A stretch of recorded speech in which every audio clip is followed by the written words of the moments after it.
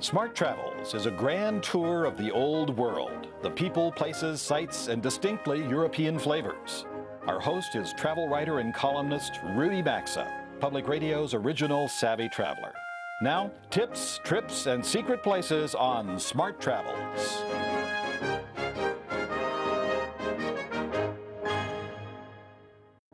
Known the world over for its wheels of golden cheese, its sweet prosciutto and divine vinegar, this slice of northern Italy is a gourmand's dream. Castles, glorious art, race cars, and wild beaches round out the feast. Next up, Bologna and the province of Emilia-Romagna on Smart Travels.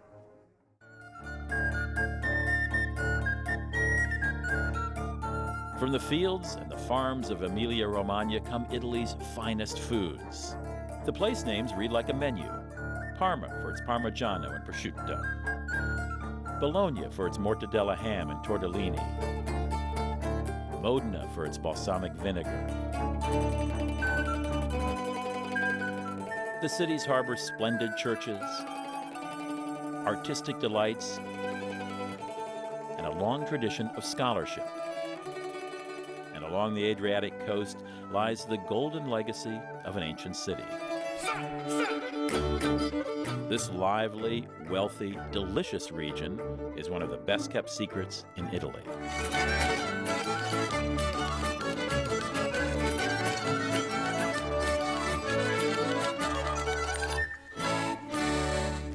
Not only can you dine on the local delicacies here, you can also visit local food producers and discover how the land informs the cuisine. Eating well matters here more than anywhere else in this food-crazy country.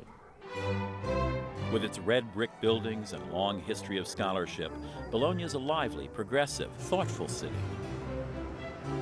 In the 7th century, scholars from the city of Ravenna settled in Bologna, and soon one of the first universities in Europe was founded.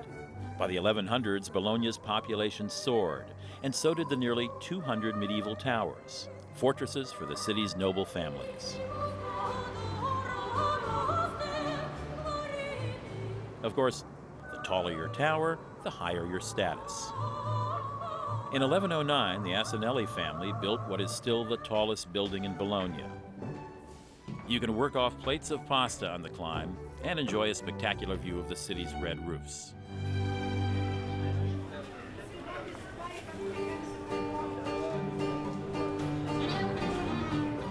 The Piazza Maggiore is Bologna's main square. Dominated by a massive unfinished cathedral, Piazza Maggiore is the city's central meeting place any time of the day or night. Under a nearby portico, I fell captive to the folk music of Gruppo Emiliano.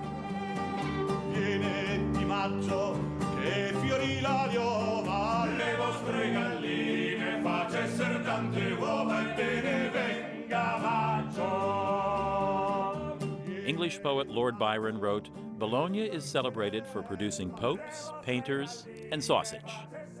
Eating well is the city's great obsession. Tourists have been coming to taste the local cheese and ham since the Middle Ages.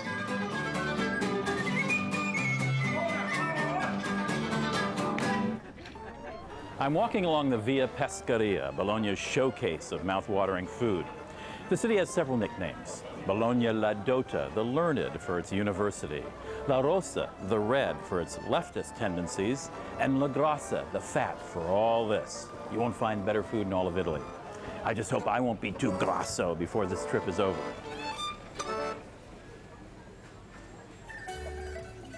Bologna's location on the trade route between Florence and Venice meant that visitors came and went, bringing with them recipes and ingredients, and spreading the word about the food.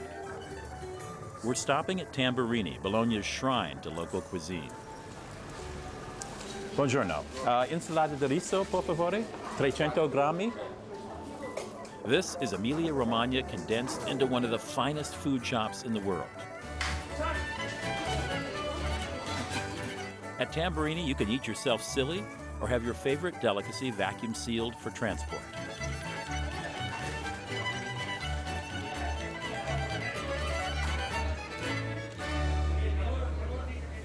To truly get to know Bologna, you should use a fork. I'm here with my friend, Daisuke Utagawa, chef and restaurateur, and you're going to take us on a gastronomic tour of Emilia-Romagna. Let's start with Bologna. What is this city famous for? Well, first there's mortadella, like this one over here. This is sort of like the mother of bologna. Americans loved it so much they sort of incorporated it into making what they call bolognese. It looks like a filet mignon of bologna. Oh, let's have a try. Oh. Tortellini is another one that Bologna is famous for. It's a ring-shaped pasta. It's almost like a small donut, but it's filled with mortadella, veal, some ham. The legend has it the local cook had a vision of Venus's navel. And Venus's navel? And that's the shape of tortellini? There you go.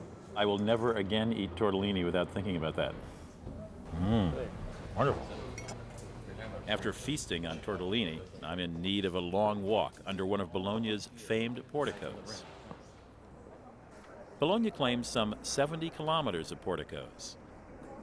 They first came into being in the 12th century when students flooded into the city, creating a housing shortage. Rooms were built onto existing buildings and hung over the streets, creating the covered walkways. The people liked the protection from the rain and hot summer sun, and so kept building porticos. In the University District of Bologna, you'll discover the Pinacoteca Nazionale, which houses a collection of paintings by Bolognese artists. The museum also holds works by artists who lived and worked here for a time. Most famously, Raphael and his painting, The Ecstasy of St. Cecilia.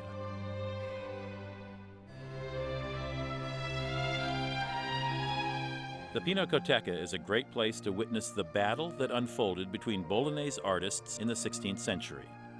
In one camp were the Mannerists, artists who introduced a colorful theatrical approach that stylized and stretched the human form. The work of artist Parmigianino is one example. Opposing them were the realists like Guido Reni and the Carracci brothers, who longed for a return to the simpler classic figures and primary colors of the Renaissance.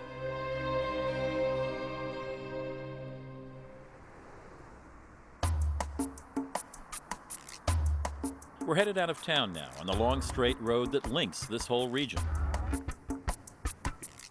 The Via Aemilia is the ancient Roman road that gave birth to this land of plenty.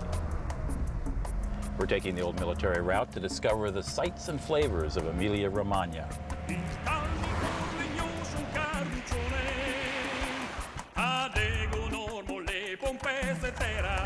The landscape is diverse. To the north are the flat as a pancake agricultural lands that produce the region's food.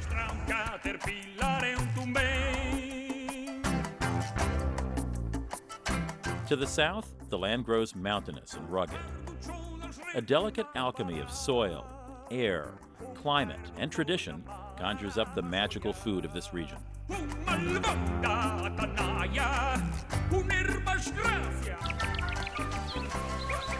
The Modena area is famous for its balsamic vinegar.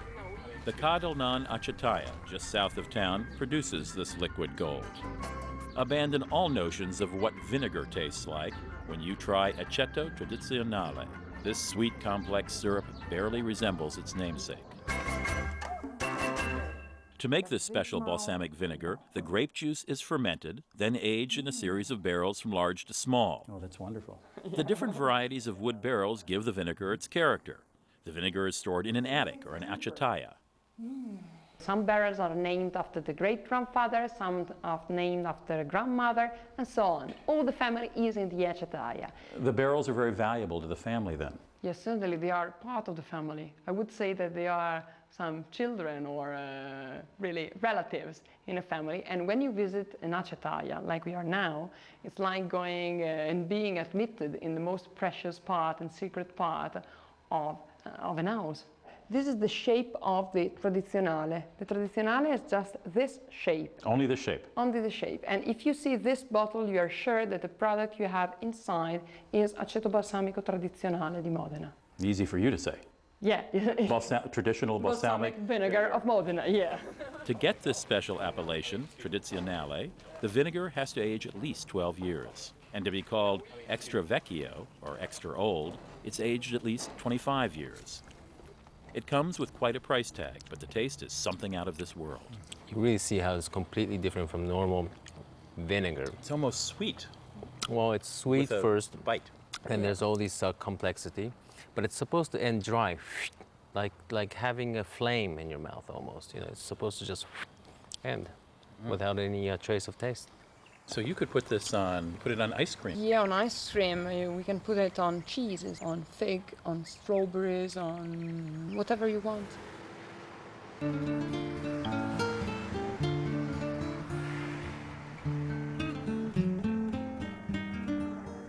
The old Roman road cuts straight through the city of Modena, for which the vinegar is named.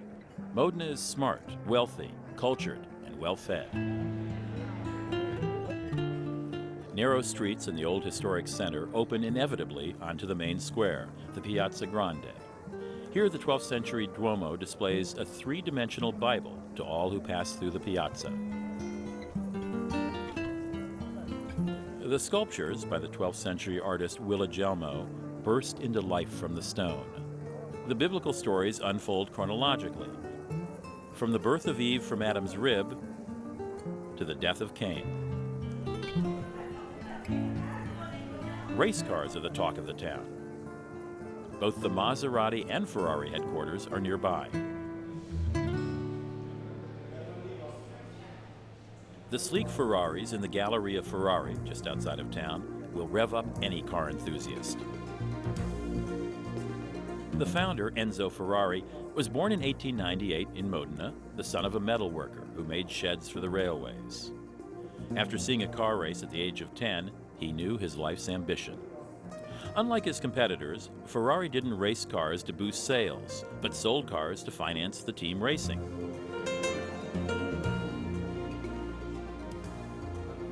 The museum features Formula One cars, as well as the trophies Ferrari has accumulated around the world. You can even test your mettle as a race car driver.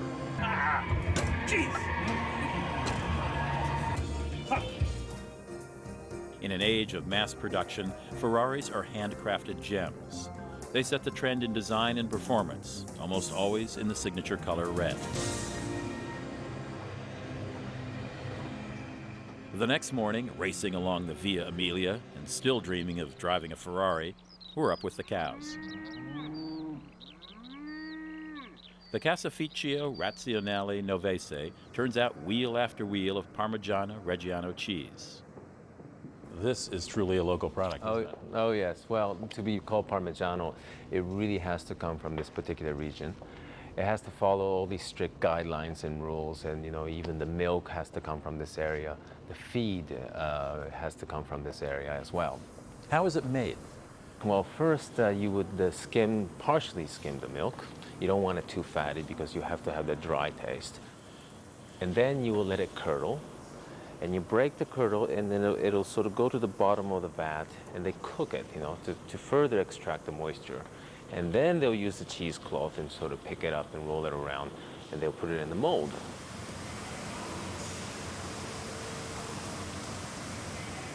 And it stores in this, what they call cathedral. I mean, this A cathedral of formaggio. Yeah, it's pretty beautiful here, no? Cheese cathedral, I like that. The people here really know their Parmigiano, and they won't eat anything younger than 2 years. Neither will I from now on.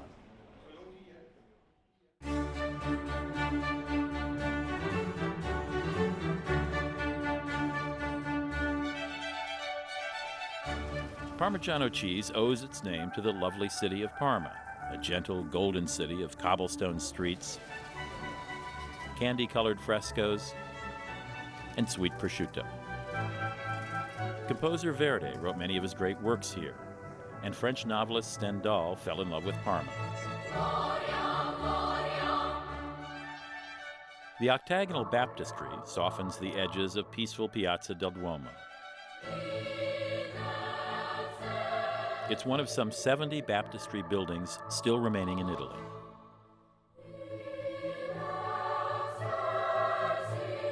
Next door, Parma's main cathedral contains one of the most splendid dome frescoes in Italy, the Assumption by native artist Correggio.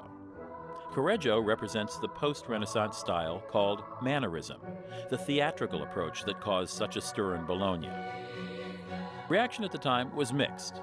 The Venetian painter Titian said if you were to fill the dome with gold, even then Correggio would not have been paid enough. But the Bishop of Parma called it a mess of frog's legs.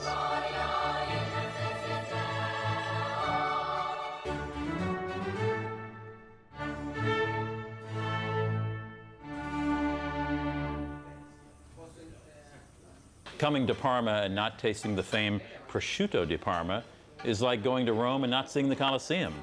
It's yet another delicacy from the local countryside, born of centuries of tradition.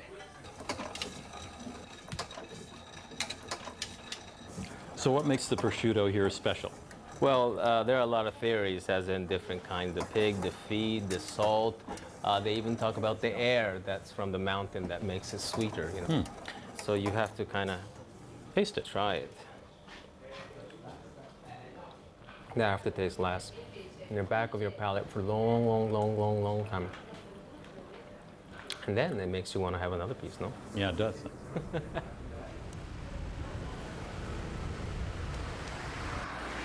The Parma region is known for its castles, the legacy of the powerful noble families who controlled the region. The dramatic 13th century castle of Fontanelato belonged to the powerful San Vitale family. The furnished, decorated rooms make you feel as though you might suddenly take a San Vitale by surprise.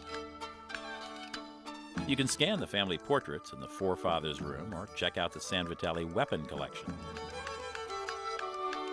But the most important work of art is Parmigianino's frescoed room. In 1523, the San Vitales commissioned a work from a young artist, Francesco Mazzola. This pupil of Correggio was known as Parmigianino, or the little man from Parma, and he became one of the most skilled mannerists of the day. His famous frescoes tell the story of a young hunter, Actaeon, who startled the goddess Diana during her bath. Annoyed, Diana turned him into a stag, and his own dogs tore him to pieces. A farm stay, or agritourism, is a great way to experience the heart of Emilia-Romagna. The internet makes it easy to find a farm or country residence that suits your taste. Some offer cooking classes, horseback riding, or a chance to watch the production of a particular food. And all of them offer home-cooked meals. It's a little like having Italian relatives welcome you to their estate. The Villa Gaidello is a working farm and inn. The rooms are pure rustic elegance with a pastoral view. Villa Gaidello produces its own wine and serves fresh food from the farm. After a few days, you begin to absorb the sweet Emilia-Romagna air, the rhythm of the land, and a lifestyle that's gone unchanged for centuries.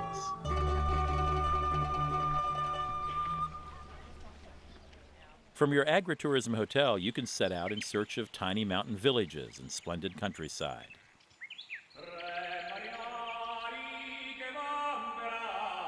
The town of Fiumalbo lies in the heart of the mountainous Apennines, just south of Modena. From these hills come the sweet breezes that cure Parma ham.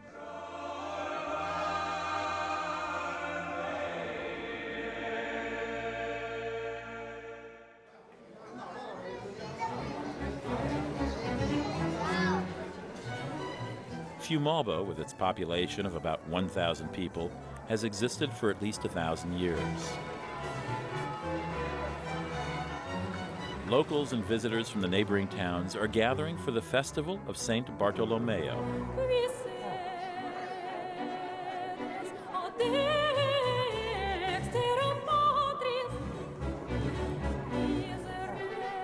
The townspeople light up the town with torches and candles. At dusk, a procession carrying precious antique banners winds through ancient stone streets.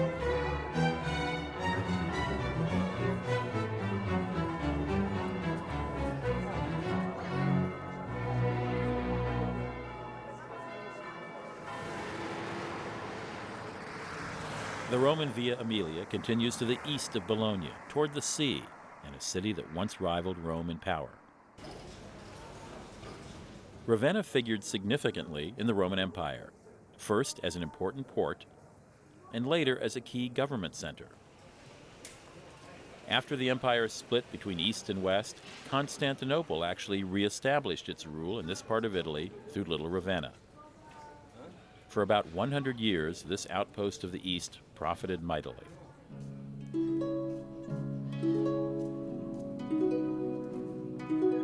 In the mid-500s, artisans from the East crafted the splendid mosaics in the Church of San Vitale. They combine a long tradition of Roman mosaics with the Eastern love for brilliant color.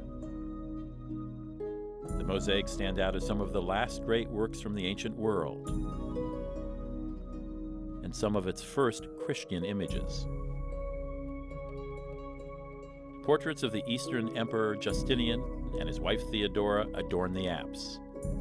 Daughter of a bear keeper in the amphitheater in Constantinople and a dancer, Theodora is said to have lived a wild life as a courtesan before she met Justinian. The scenes and stories of the mosaics play out against a delicate backdrop of natural beauty.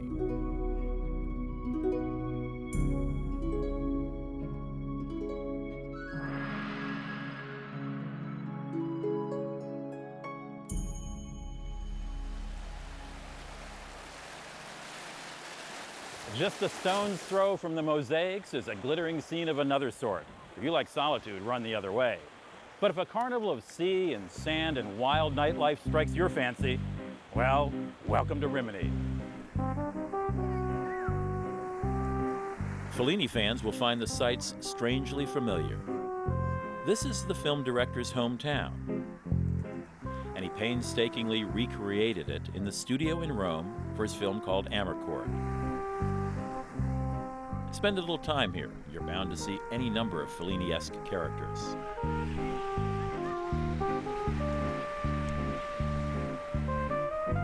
Rimini is at once a family town, a mecca for vacationing middle-class Europeans, and a place to look for true love. Like many European beaches, Rimini began as a health spa in the 1800s. Then the idea of sunning and swimming caught the popular imagination.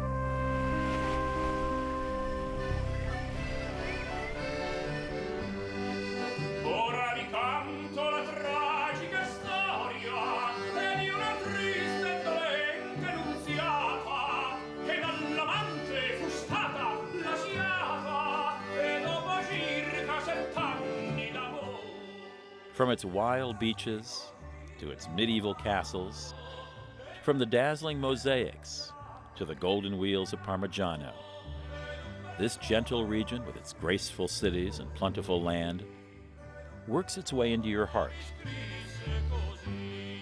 In no time at all, Emilia-Romagna feels like home. Just one last taste, maybe another bite of mortadella or a little wedge of Parmigiano. Then I'll say goodbye to Emilia-Romagna. Ooh, some tortellini. And then there's dessert topped with balsamic vinegar, maybe a walnut liqueur. You know, it seems my work here is not quite done. When next we meet, I may take up a little more space on your screen. From Emilia-Romagna, buon appetito.